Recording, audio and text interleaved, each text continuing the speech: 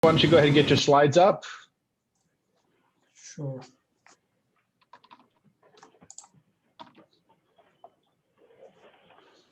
And by the way, Kim, my co-author Gunnar is also in the audience. So is in the audience. Fantastic. Okay, great. Welcome, Gunnar. So we have good. So we'll get started. We have Hamid here today talking, and Gunnar in the chat room in case you want to ask your questions there. Hamid, you have an hour. House rules are people will just break in with questions and ask them as they come up. So take it away. Perfect. Thank you very much. Thanks for putting our paper in the series. We are very excited to present the paper here. So this is a joint work with Gunnar Heinz at the University of Florida. So it's international distribution of firm profits is arguably one of the controversial aspects of globalization. And like firms from developed countries are sometimes blamed for moving profits away from developing countries. So there's an article in Guardian stating that developing countries lose $2 for every $1 gained. So this is they are talking about both like shift of profit between countries and also the capital inflow and outflow.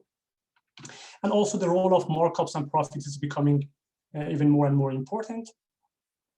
Like, for example, by looking at the work by DeLacker and co-authors for the case of the United States and other countries. But what is less known is how the distribution of profits change by trade and what are the welfare consequences of this change in the distribution of profits across the world. So in this paper, we fill this gap by incorporating country and sector-specific markups into a quantitative general equilibrium multi-sector trade model. So the basic research questions we ask is, first of all, how does the distribution of import and export profit look like across the world? Second, how does it change by trade? And what are the welfare consequences of these shifting profits between countries? So to motivate the study, we first estimate import demand elasticities for 4,000 HS6 sectors separately for 30 countries. I'm going to talk in detail about the estimation, but here I'm just showing you the results. So in the plots, I'm going to look at the average inverse elasticity, because average inverse elasticity is closely related to profits and markups in our model. So the average are taking over like using trade volumes. So we look at the average inverse elasticity on imports versus GDP per capita for different countries. So we see that richer countries on average tend to be less price elastic, either both because they are richer, so they are less price elastic, and also because of the type of the goods that they are importing. These guys are importing high markup products. These guys are importing low markup products. For the extent of variation is large. Like you can see that the average inverse elasticity for UK is like 0.5, for Vietnam is 0.2. When we look at the average inverse elasticity on the exports of these goods, again weighted by the volume of exports, we don't see a lot of variation across countries. So like the average inverse elasticity on exports is pretty similar across countries. Still, we see something, but not very tight. But what becomes very important in the paper is not the import separately from export, is the average inverse elasticity on imports minus that on exports. So we see that countries like Vietnam, Belgium, and Canada are net exporters of high markup goods. The import markup minus the export markup is negative, like minus 0.1. For countries like Japan, UK, Germany, and Norway, these countries are net importers of high markup goods. So the inverse elasticity is like around the inverse elasticity, the difference between inverse elasticity on imports minus export is 0.1. So what's really important is this variation across countries. So this just summarizes the distribution of these average inverse elasticity for import minus export. So here we have like countries like Vietnam, Belgium and Canada. And here we have UK, Germany, Norway, and Japan.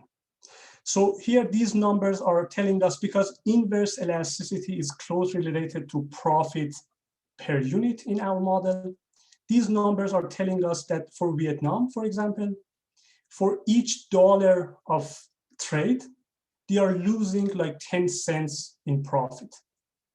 I'm sorry, they're gaining 10 cents in profit because the import markup is more than, their import markup is less than their export markup. So for $1 trade, they are gaining 10 cents in profit.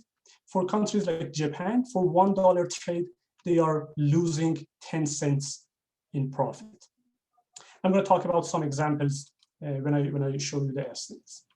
But so Hamid, real quick, are you imagining though that like all of these profits are staying inside the countries? Like, do you need to make some assumptions about who owns these firms? What is it too early to try to get a takeaway from this picture? Yeah, so like what we assume in the model is that all these profits are owned by the home firms. So we don't have like any so all the profits are all the firms are gonna own by the domestic individuals in the economy when we talk about the welfare. Okay. We also apply our model to the recent US-China trade war, and we look at the average inverse elasticity for the goods imported by the US from China and goods imported by China from the United States. So this is the CDF of inverse elasticity. Again, these goods are weighted by trade volumes and the tariffs imposed in the US-China trade war. We see that the United States is basically primarily imposing tariffs on lower markup goods, but China is imposing tariffs on higher markup goods. So this asymmetry between the markups targeted by the United States and targeted by China is going to become very important in the welfare consequences of this trade war.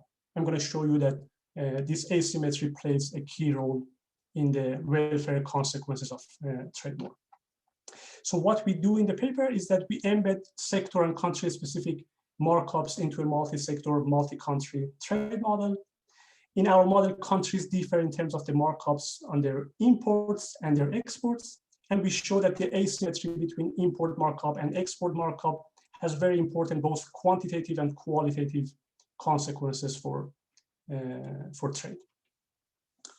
So to give you the preview of the results, the main idea in the paper is as follows. So as I showed you, some countries are net exporters of high markup goods. Some countries are net importers of high markup goods. So in one of the counterfactuals, we think about a global trade war in which all countries raise all tariffs by 20 percentage points. So what happens in our model is that because of the price channel, because consumers have to pay higher prices after this trade war, welfare falls across the world. But we also have profit shifting going on in our model, meaning that for net exporters of high markup goods, after this trade war, these countries don't have the opportunity to gain profit from other countries. So for these net exporters of high markup goods, the welfare loss from trade is magnified. We show that the welfare loss from this global trade war is 3 times for Belgium, Canada, and Vietnam, 3 times the standard perfect competition model.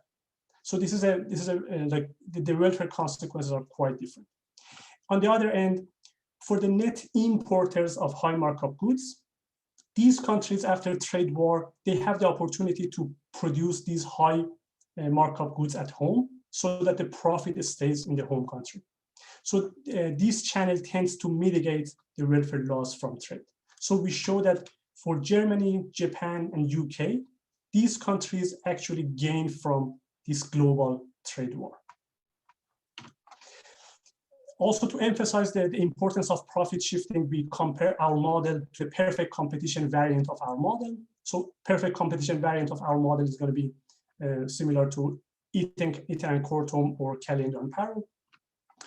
We also talk about gains from trade. We show that the gains from trade are up to 27% larger in our model relative to the perfect competition model for net exporters of high markup goods. For example, for Belgium, Canada, and Vietnam, gains from trade are 27% larger. On the other end, gains from trade are like about 30% smaller for net importers of high markup goods. These are the countries like Germany, Japan, and UK. Also about the factual US-China trade war, we apply our model to this recent trade war. The perfect competition variant of our model says that both countries lose by 0.04%. This is the exact same number reported by Feigelbaum and co-authors in the recent QJE paper. So it shows that our perfect competition model, although it's a different model, but the welfare result is quite similar to theirs. But what's interesting is that in our baseline model with profits, we show that US loss is doubled and China gains from this trade war. Why? Because we show that US tariffs are primarily on low markup goods from China, but Chinese tariffs are primarily on high markup sectors. To see how this profit shifting works more, we construct a counterfactual US-China trade war. We ask, okay, what if US imposes tariffs on high markup sectors and China imposes tariffs on low markup sectors? And we see that the perfect competition model still says that both countries lose almost by the same magnitude. So in the perfect competition model, it doesn't really matter what sectors are targeted.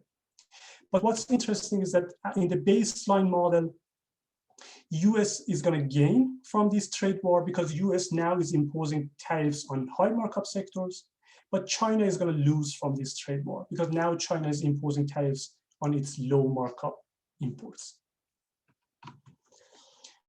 So in terms of the literature, we contribute to the quantitative trade theory by adding country and sector specific markups, and we show that ACR formula doesn't apply to our setup because the share of profits change by trade.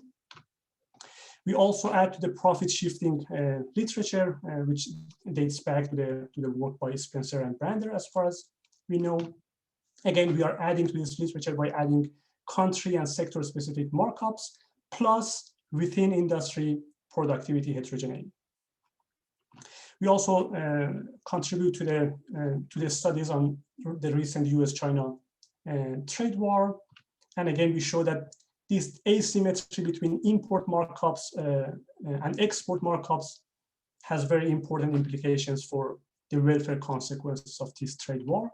And also we do a large scale estimation for both trade and elasticities for trade elasticities and also substitution elasticities, because we are estimating substitution elasticities for 4,000 sectors separately for 30 countries.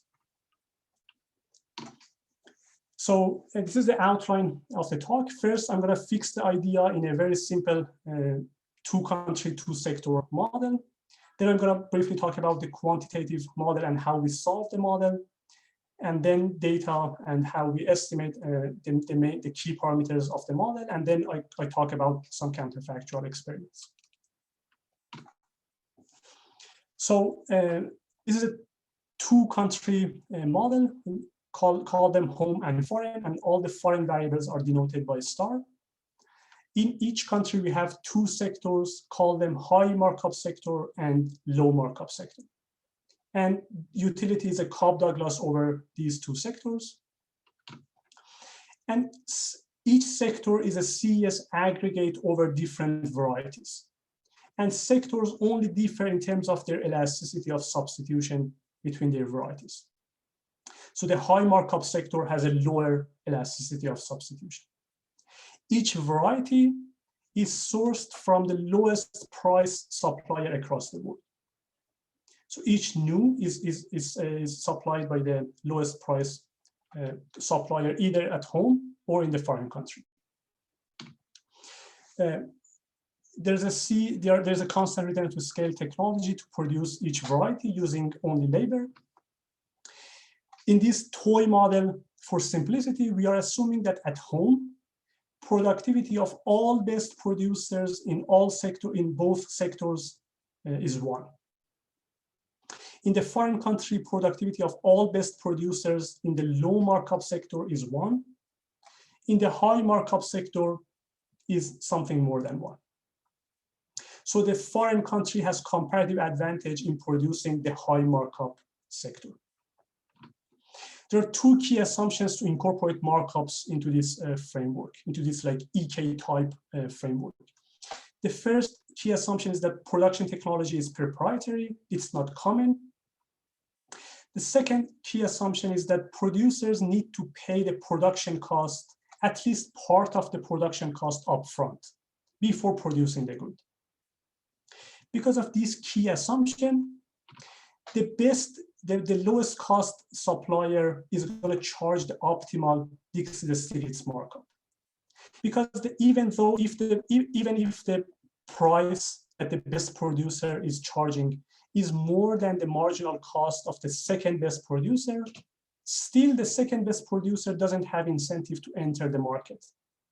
Why? Because she knows that if she pays the production cost upfront to enter the market, then the best producer has the ability to reduce the price below her marginal cost.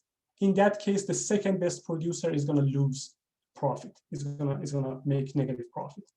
So because of this key assumption, the best producer is not bounded by the second best producer. So the best producer can charge the optimal Dixit-Stiglitz markup.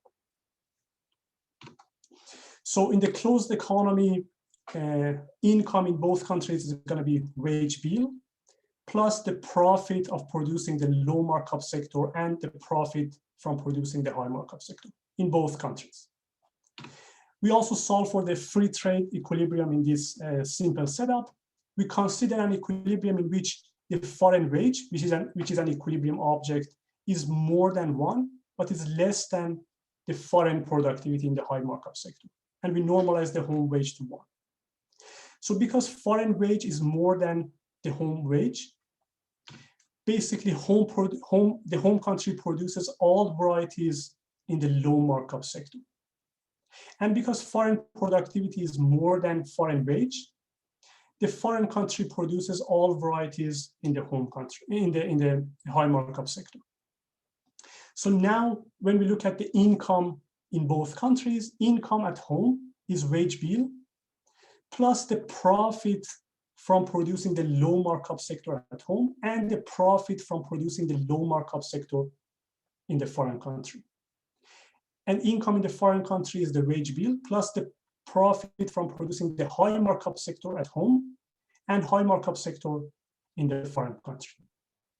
So you can clearly see that the profit shifts from home to the foreign country because foreign country has comparative advantage in producing the high markup good.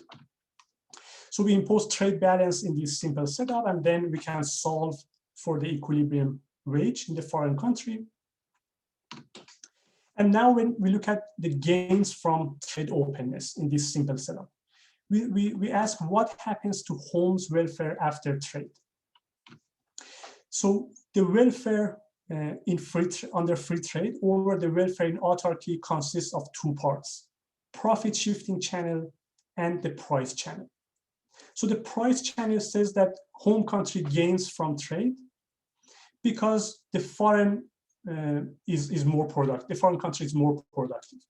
The size of this price channel depends on how productive the foreign country is relative to its wage.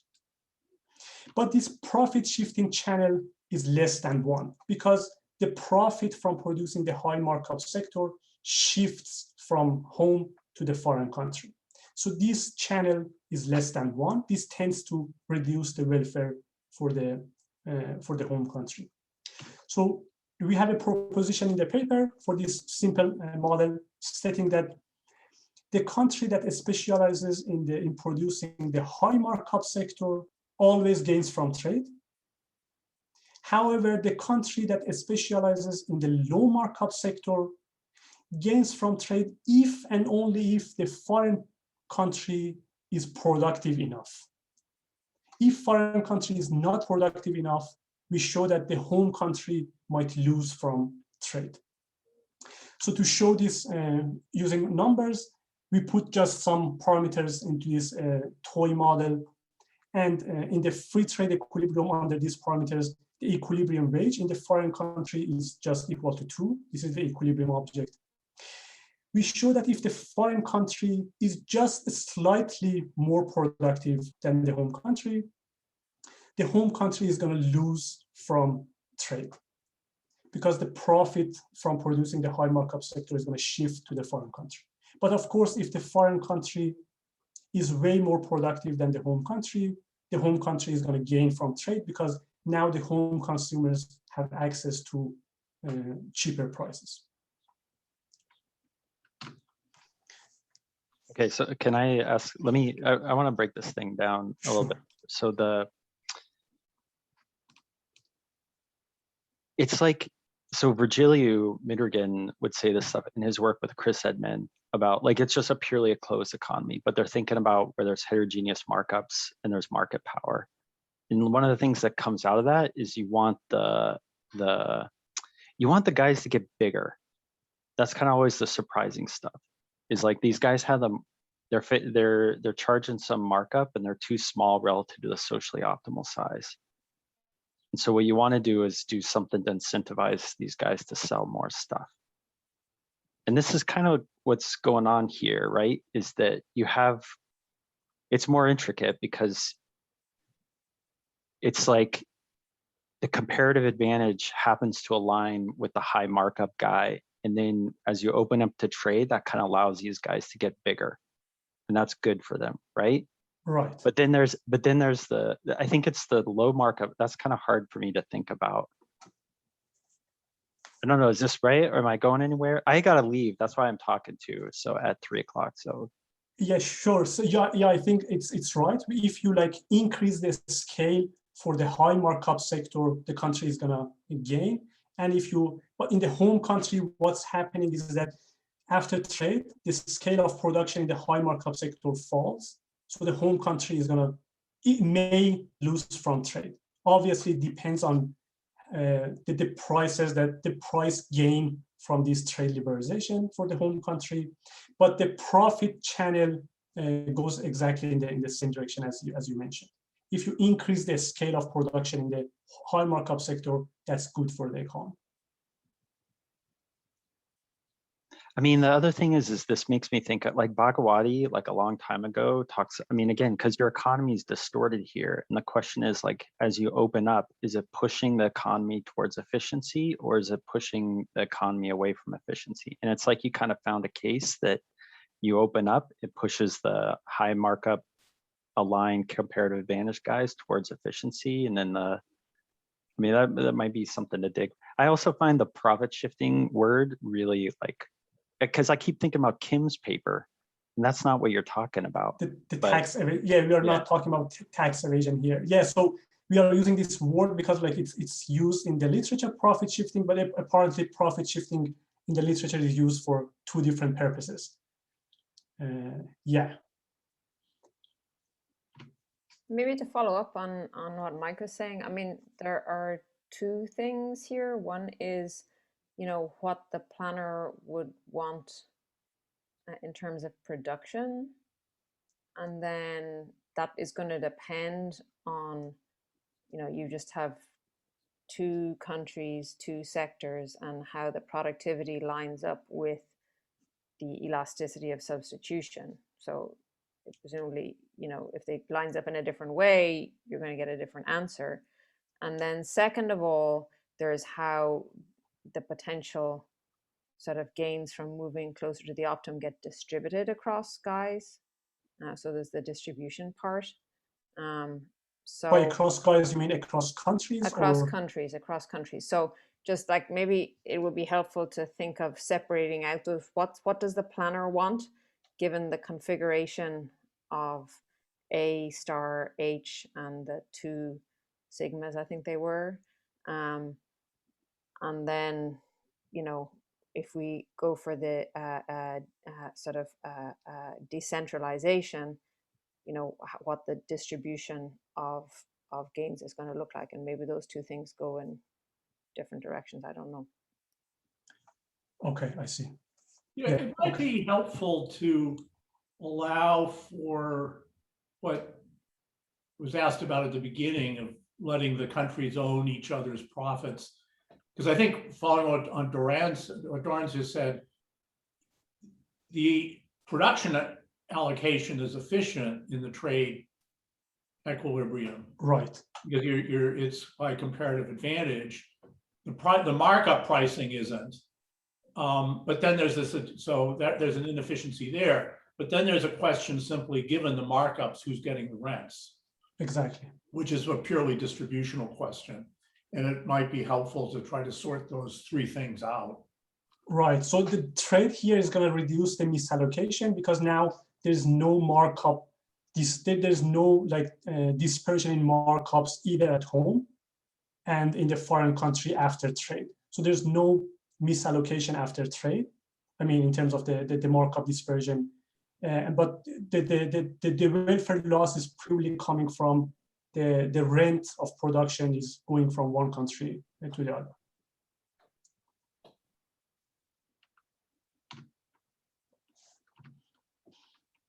Okay, perfect. So now we like build because obviously the welfare consequences of trade depends on not only the distribution of markups across the world, but also the productivity distribution across the world. So this is why we built a quantitative trade model to answer like how the change in profit distribution affects welfare. So the model is going to be a general equilibrium model based on Eaton and Kortom and Kelley-Dunn-Parrow with one important modification to incorporate markups. So we are N countries indexed by I and N. We are K sectors indexed by K. We are going to think about these sectors as two-digit HS codes. In each two-digit HS code, we have J subsectors indexed by J lying in sector K. So you can think about that as 6-digit HS codes. So here we are in the two-digit, we are talking about the vehicles. In the 6-digit, we are talking about passenger cars with certain engine capacity. Hamid? Yep. Can you just sort of speak to like why you're going down this path in terms of the modeling? I mean, we have a pretty well defined, we have standard models of monopolistic competition where the markups arise from like some entry decision. And I could imagine like the quantitative predictions would be completely different in that model versus this model because the markups in that model are just a return on an investment as opposed to like pure rents. So is there a reason that we should think that this model is going to give us the same answers as that other model and to prefer this approach versus that approach?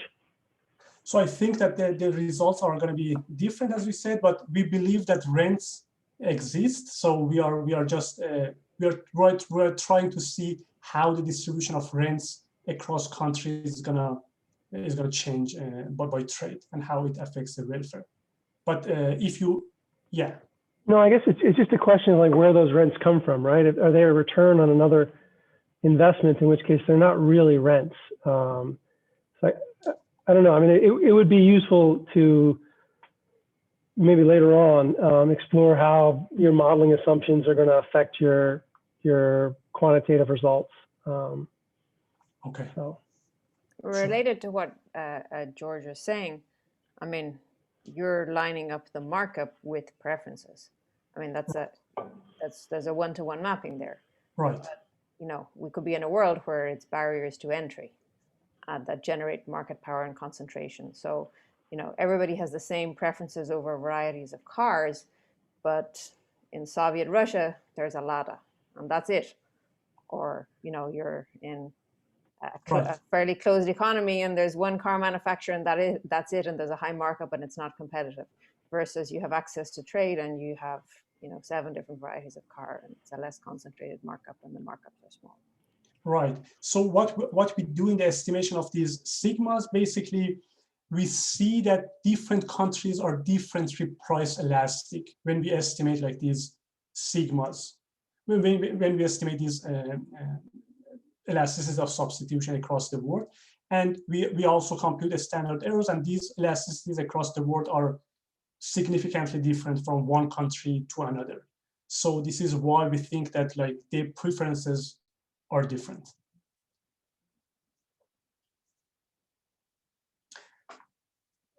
Okay, so we have like a nested structure. We have like 2-digit HS codes, and each two-digit HS code like has multiple 6-digit HS codes. And labor is the sole factor of production. Each country is endowed with some measure of labor. There are 2 trade frictions, the tariffs and iceberg trade cost.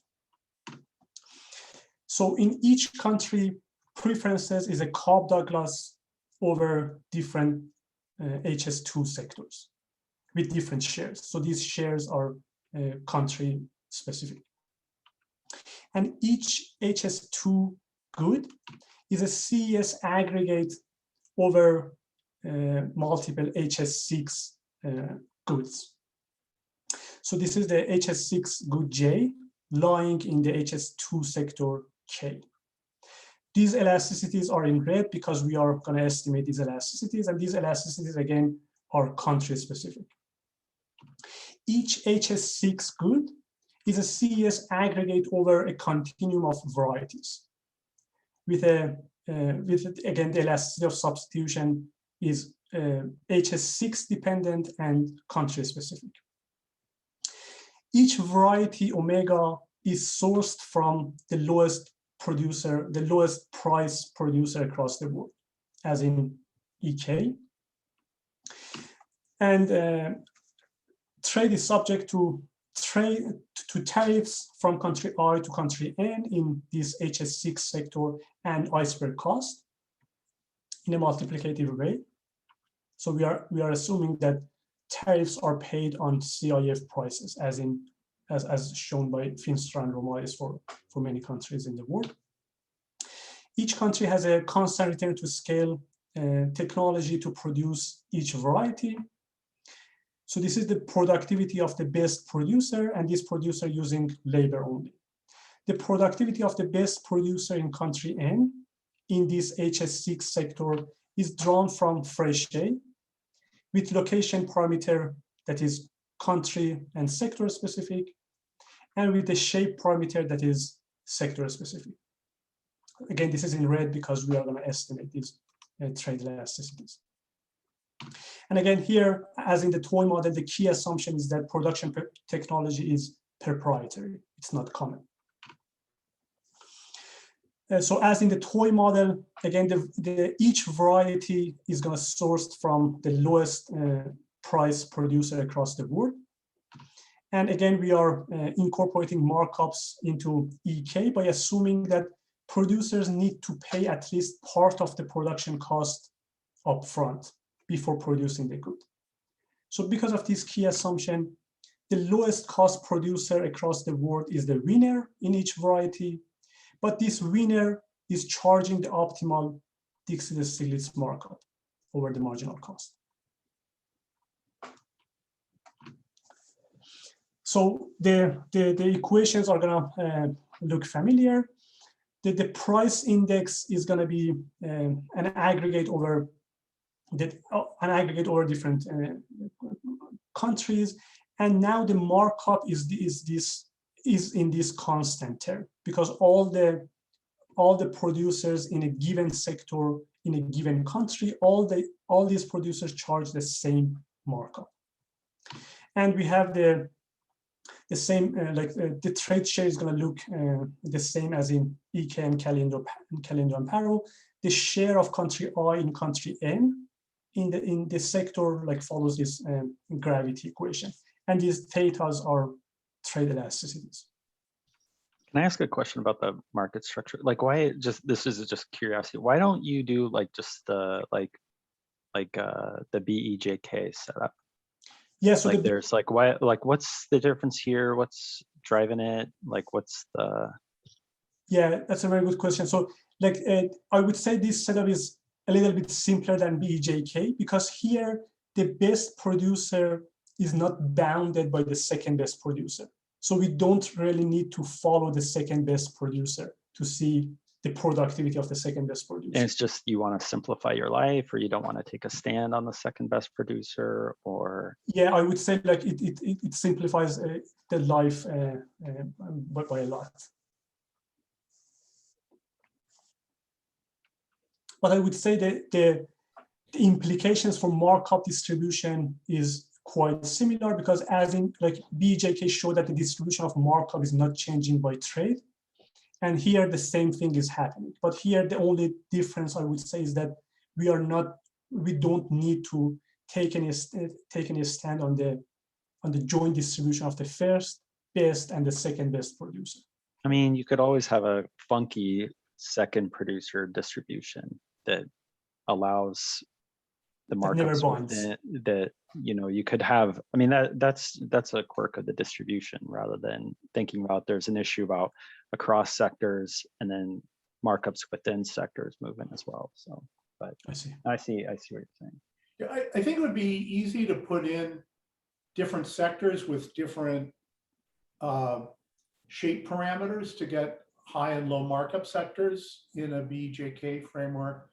The country component, which you've added here, I think would be a bit more challenging, but probably doable.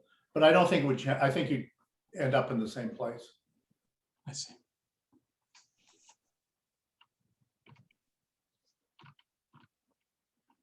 Okay, so now to talk about the income and welfare. So income is gonna consist of wage bill plus profit plus tariff revenue plus trade deficit. Profit is basically the sum over the different sectors and different countries. So the profit from selling each good to each country is going to be the expenditure over the elasticity that these producers face in that country, in that sector. So this is why we look at inverse elasticities in our motivation graphs, because inverse elasticity is basically profit per $1 of export. And tariff revenue is basically collected on different sectors and different countries. And trade deficit simply says that import minus trade deficit is equal to export. So the parameters that we need to solve the model are the iceberg cost, the shape, the location parameters of Fréchet, the trade elasticities and elasticities of substitution. To get rid of the iceberg cost and location parameters, we follow the exact hat algebra as in Deckel, Itten, and Kortum. And so now we are left with like these parameters to estimate, which is still huge. We estimate like more than 120,000 elasticities here. So equilibrium conditions are pretty similar to Caliendo and Paro. So that the change in price index in each sector in each country depends on the change in wage across the board. And also the change in trade shares depends on the change in wage and also the change in price index. The counterfactual expenditures is a function of counterfactual income in each country. And counterfactual income is basically the sum of counterfactual profit and the counterfactual tariff revenue. And these two terms, counterfactual profit and counterfactual tariff revenue, are basically a function of counterfactual expenditures. So when you look at this equation, this is basically a linear equation in terms of counterfactual expenditures. So this is a linear equation that we solve, still a huge linear equation because we have 4,000 sectors in 30 countries. So this is a system of 120,000 equations and unknowns that we need to solve for in each iteration. So we first estimate trade elasticities and substitution elasticities to solve the model. But because of the dimension of the model, it takes about 2 days to solve the model and doing each counterfactual using a 40-core machine. And as in Caliendo and Paro, we exactly match the baseline data, and also we we take care of trade deficits in the baseline equilibrium by basically removing trade deficits in the baseline equilibrium. So welfare is going to be the real income. And for future references, we are decomposing the welfare into the wage contribution plus the profit contribution plus the real tariff revenue contribution. So the data is standard. We use trade data using Comtrade. The analysis is going to be at this HS6 digit level, at the 6-digit HS code. We have 30 countries in the sample from poor to rich. We use GTAB for domestic expenditures, WITS for tariffs, Peterson Institute data for the US-China tariff war data, and we use ILO for wage. Trade elasticities are going to be estimated exactly following Caliendo and Parrow, because we have like the gravity equation. So we exactly follow Caliendo and Parrow to estimate these trade elasticities. And trade elasticities that we estimate are totally in line with the estimates in the literature, like in Caliendo and Parrow, the Mike's paper, and Eaton and Corton. So the median is like 3.7, which is pretty close to one of the numbers EK used, and the third quartile is around 8. Again, very similar to another number that EK used in their paper. The elasticities of substitution are going to be estimated following the Soderberry's methodology, which modifies Broda, Weinstein, and Finstra.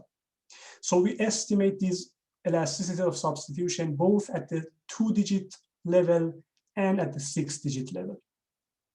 So overall, we are estimating like more than 120,000 elasticities. So when we estimate these elasticities, we also compute the standard errors, and we show that the estimates are significantly different across countries. So in the following sense, take any 2 country pairs. We show that around 70% of the estimates at the HS6 level are statistically different from each other. And also because our framework assumes a horizontal supply curve at the variety level, but in like Finstra method, they are imposing an upward sloping supply curve. We test like if our model is consistent with the estimation method. We show that like in the 34% of HS6 codes, the supply curve is exactly horizontal. The inverse supply elasticity is literally 0. And the median inverse supply elasticity is also pretty close to 0. So the horizontal supply curve that we are assuming in the model is not very off. And also we are following Soderberry because it seems that Soderberry is more reliable than Broda Weinstein estimate.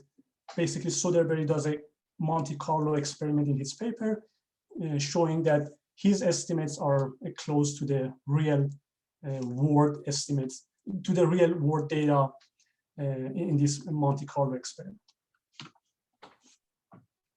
So we do several counterfactuals using our model. As I said, we have 2 variants of our model. One is our baseline model with profits, and also we have a nested, because our model nests perfect competition variant, we also compare the results to the perfect competition variant of our model. So Hamid, can I ask a question before we go on to this? Sure. I'm trying to figure out how to think about, in your original toy model, productivity and elasticities and markups were kind of perfectly correlated with each other, right? And that's a kind of a very strong assumption. Is there a way to somehow think about how comparative advantage and these elasticities co-vary in different countries? Doesn't that seem like that's the important kind of thing to identify? So to see what happens in the welfare, I would say that the countries that are specialized, the countries that are net exporters of high markup goods, these countries are definitely gaining from trade. For the countries that are net importers of high markup goods, they may lose from trade depending on how large, how productive their counterparts are. So for these countries, it really matters. Like the size of the productivity across the world matters really. So, gotcha. But the question is, what is it about the parameters that are giving rise to who has a comparative advantage in high and low markup goods? What is it in your estimation that's pinning that stuff down? So basically, this is coming from. So we estimate these elasticities, and we compute, like in the motivation graph I showed you, that like Vietnam, Belgium, and Canada are on average net exporters of high markup goods. So I would say that the estimates of the model says that these countries are the countries that are basically, they have comparative advantage in producing high markup goods. Still, we should be careful, because the being a net exporter of high markup goods doesn't necessarily mean that like Vietnam is exporting very fancy high markup stuff.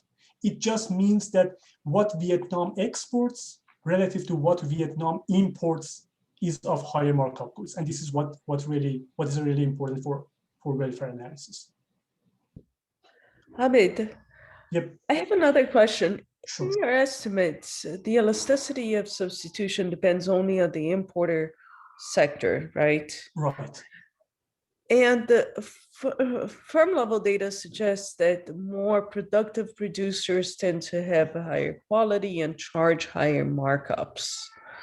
So how do we think about this market power that showed up, I guess, in Doreen's and Mike's question of individual producers that are potentially originating from richer, more productive countries,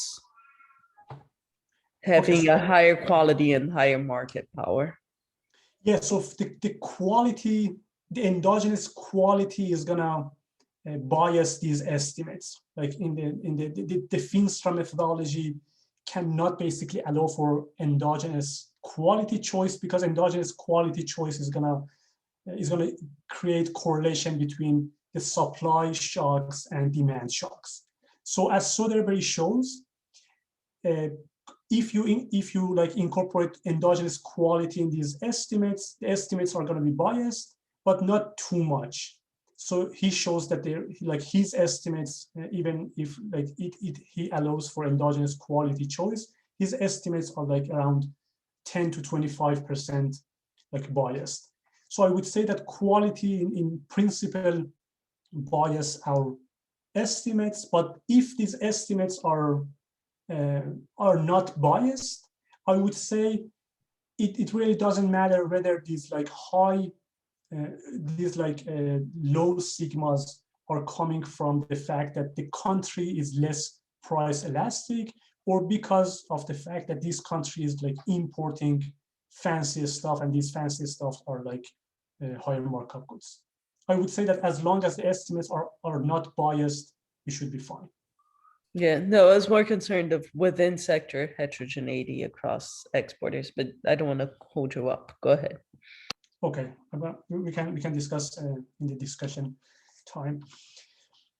Okay, so the perfect competition variant of our model is going to be matched to this exact same data, and we use the exact same trade and substitution elasticities. So we have two exactly identical models, except for the fact that our model allows for profits.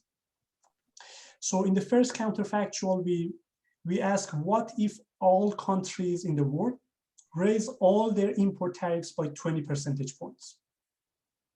So we look at the change in welfare from this tariff war versus the inverse, versus the basically markups on imports minus markup on exports. These are not exactly markups, but these are inverse elasticities. This is our baseline model.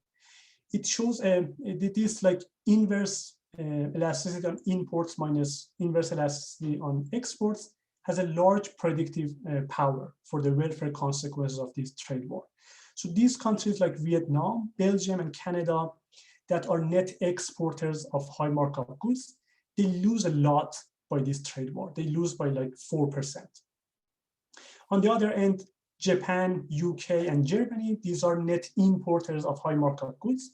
These countries actually gain from this trade war. In the perfect competition model, obviously the inverse sigma doesn't play much role. So basically the welfare results do not vary by the markup, by the elasticities basically. And the magnitude of the results are quite smaller.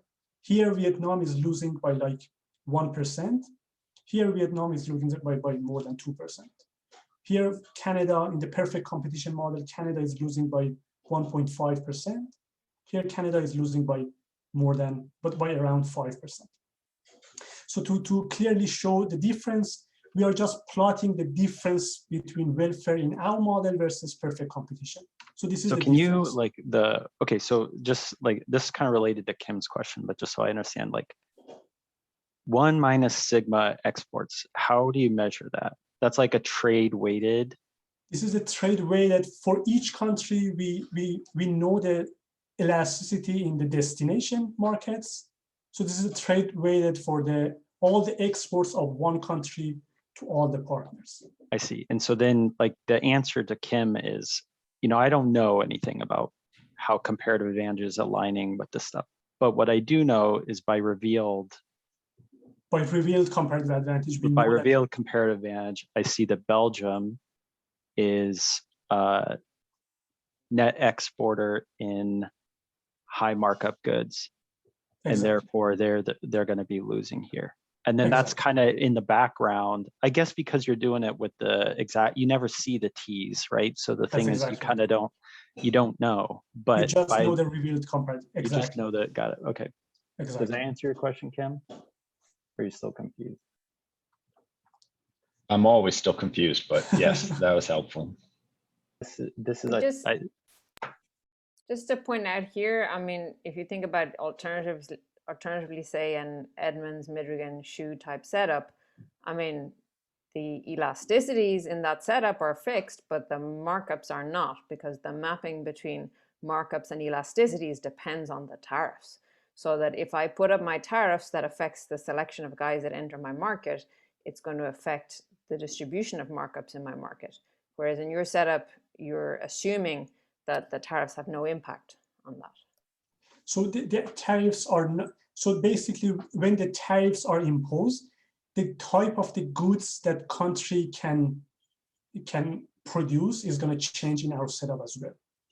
The elasticity that the conditional on producing the good, the elasticity that these guys are facing remain the same, but tariffs are going to change the selection of producers in producing different goods.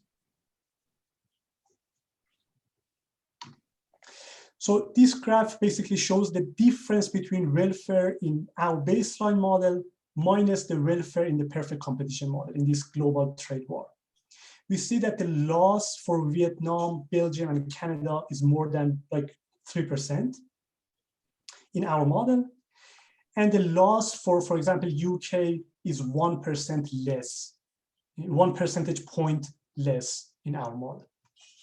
So to show you like some numbers, here I'm like showing the extreme countries, like the net exporters and net importers of high markup goods. And I'm decomposing the welfare into the wage contribution, profit contribution, and tariff contribution. So looking at the perfect competition model, obviously in the perfect competition model, all these countries lose from this global trade war. But in our baseline model, UK, Germany, and Japan gain from this trade war, because these countries are net importers of high markup goods. And you look at the welfare loss for example, Canada. The welfare loss is more than 3 times in our model versus the perfect competition model. So now in our model, Canada loses by 5% in this global trade war, which is a lot. Also, look at in the baseline model, look at the wage contribution and tariff contribution. These 2 columns roughly cancel out. And this is why profit has a large explanatory power in the other graph that I showed you. And also look at the contribution of tariffs. the contribution of tariffs in both models are almost exactly identical. This shows that the change in trade volumes is almost exactly in the same in these two models. So I can interpret this table as conditional on the change in trade volumes. The welfare consequences are quite different. So the ACR formula doesn't apply to our setup because the share of profit is changing. But we also compute the gains from trade. I'm gonna show you the gains from trade to clearly see that ACR formula doesn't hold. So let me skip this one. We also apply our model to the factual US-China trade war. So again, we have the baseline model and perfect competition model. In the perfect competition model, both countries lose from this trade war. Again, the loss for the United States is exactly the number that Feigelbaum and co-authors report in their paper. But in our baseline model, the loss for the United States is doubled, and China gains from this trade war. The reason is because of the profits. We see that the real profit falls a lot in the United States, but real profit for China goes up. And this is exactly because US imposes tariffs on low markup goods, but China imposes tariffs on high markup goods. And again, the change in trade volumes are exactly the same across the two models. So we can interpret this table as conditional on the change in trade volumes. The welfare consequences are quite different. To better see that this profit shifting channel matters a lot, we construct a counterfactual US-China trade war, in which we ask, what if US imposes tariffs on high markup goods, but China imposes tariffs on low markup goods? The magnitude of the trade war is the same as we observe in the data. The same dollar value is taxed by both US and China. Here we show that, again, in the perfect competition model, both countries lose no matter what, but by almost the same magnitude. So in the perfect competition world, it doesn't really matter what sectors are targeted. But what's important is that in our baseline model, now the results are flipped. US gains from this war, while China loses. Because now profit in US goes up and profit in China falls. Profit shifts from China to the United States. Exactly because now US imposes tariffs on high markup sectors and China imposes tariffs on low markup sectors. Again, the change in trade volumes are exactly the same across the two models. So let me skip this one because I'm running out of time. Also, we compute the gains from trade. This is the gains from the absolute value of the welfare change as we move from the observed trade data in 2015 to autarky. So what we show is that the perfect competition model underestimates the gains from trade for net exporters of high markup goods. Like for Belgium, Canada, New Zealand, and Vietnam, these are net exporters of high markup goods. Their gains from trade in the perfect competition model is underestimated by like 5 percentage points or something. On the other end, for the net importers of high markup goods, perfect competition model overestimates the gains from trade. These are like Germany, Japan, UK, and Norway. The gains from trade is overestimated. So because I'm running out of time, let me conclude. So in this paper, we basically embed sector and country-specific markups into a multi-sector quantitative trade model. We show that this profit-shifting channel has both qualitatively and quantitatively important implications for welfare consequences of trade. We show that welfare loss from global trade war can be as large as 3 times what the perfect competition model predicts. Also, in the US-China war, we show that our model predicts that the US loss is 2 times larger, while China gains.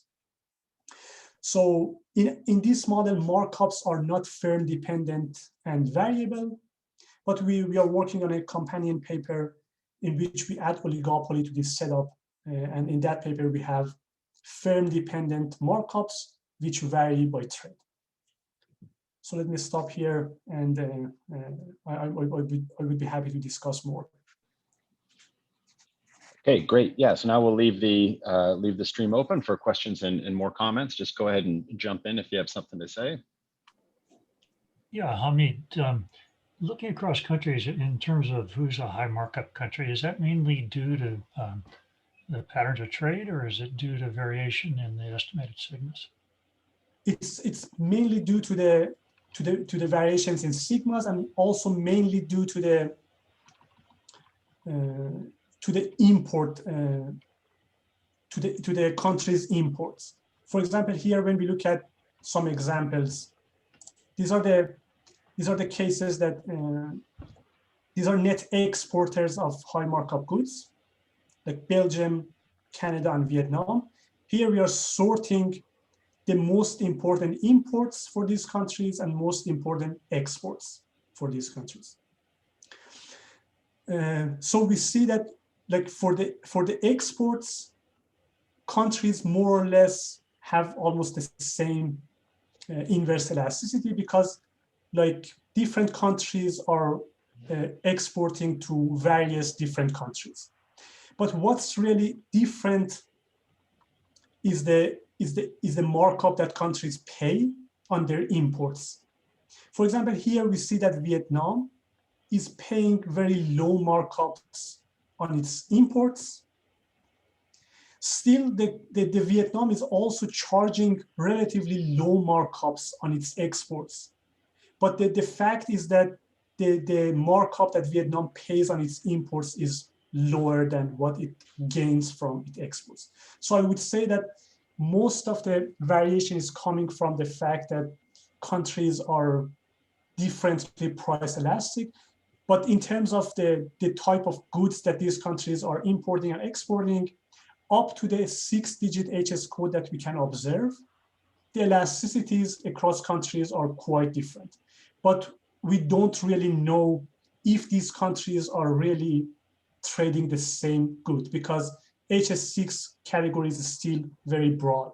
So still within HS6, there might be very much variation in terms of the goods.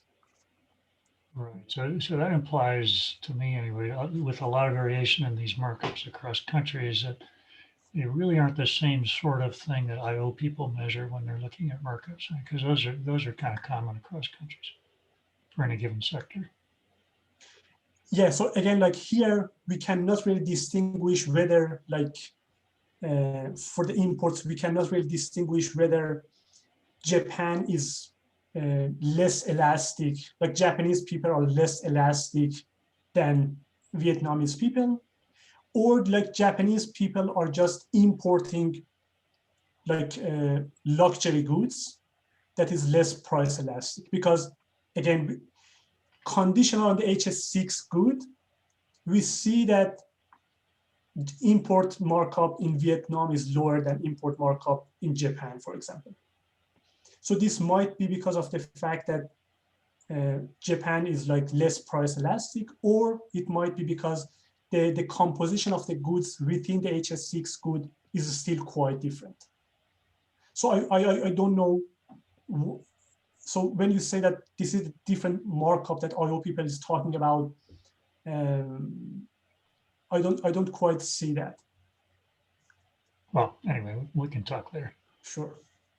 Can I just quickly add on what Jim was just talking about? I think it's the I think you are really in a constant markup world where the way to interpret your so-called markup is some kind of wedges at the sectoral level, Right. which again, back to what Cecilia was earlier talking about, there a lot of the more recent literature is mostly focused on markups that's going to be different across different firms based on also Mike, point to this model, to kind of like whittle down, which is like depend on firm size distribution within sectors. So I guess one question I had related to that is like, if you really trust your model, wouldn't your model also give you a prediction about the sectoral labor share? in a way that should be consistent with these elasticities that you measure? Could you actually use that to cross-validate some of these measurement exercises you have been doing? And yeah, and also I have a second question, which kind of related, maybe George was talking about. The other part I was thinking about is, in particular, you now point to Vietnam or Belgium, really makes me think about the other definition of profit shifting, which is like, presumably a lot of these profits really owned by the multinationals being investing in these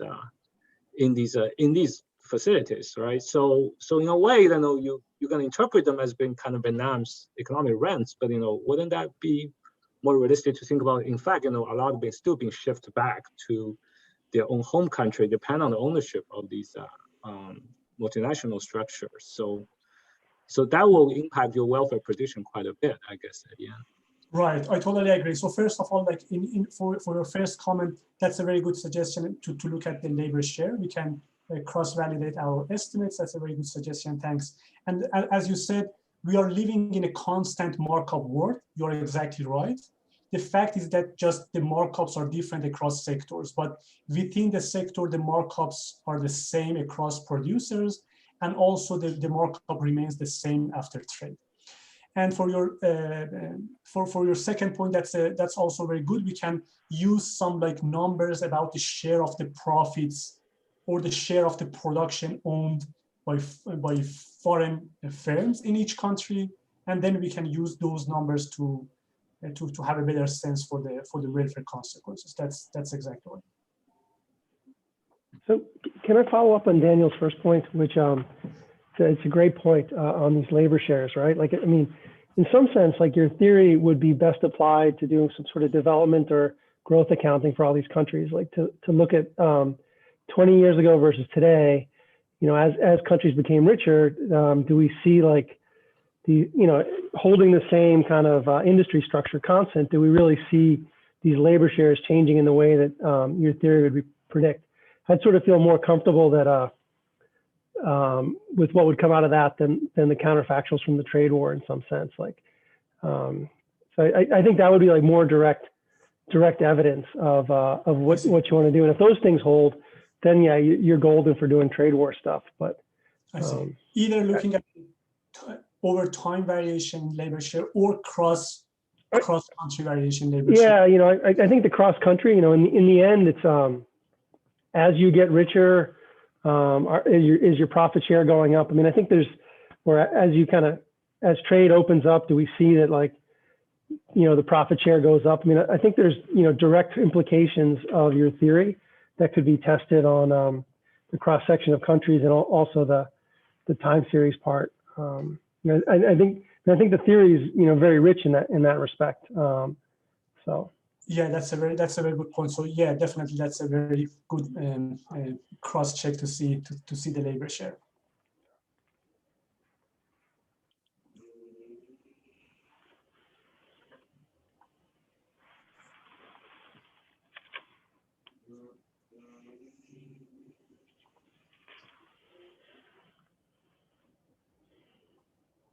Okay, any other questions, suggestions?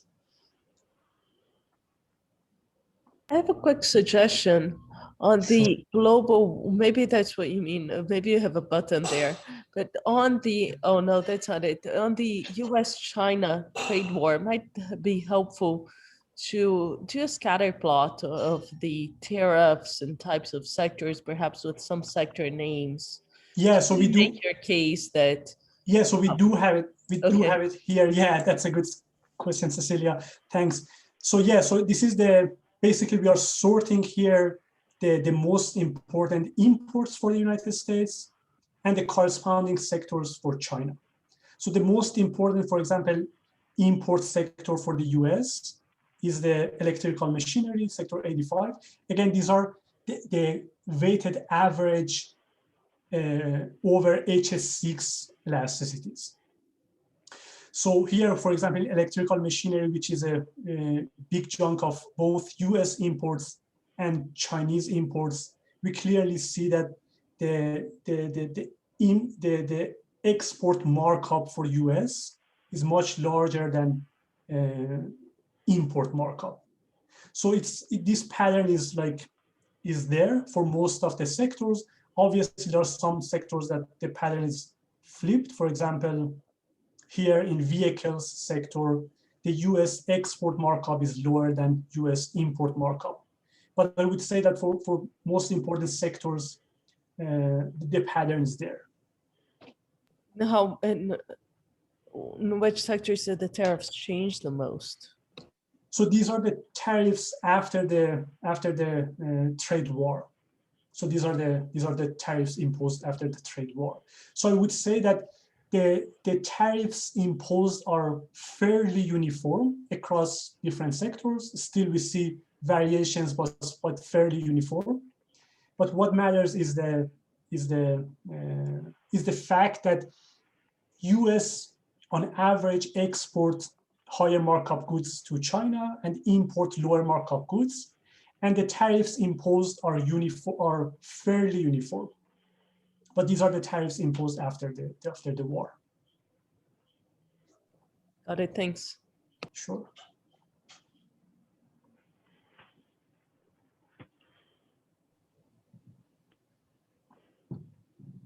Okay, if there are no more questions, or we can still hang on, George, if you want to turn off the recording, if anybody wants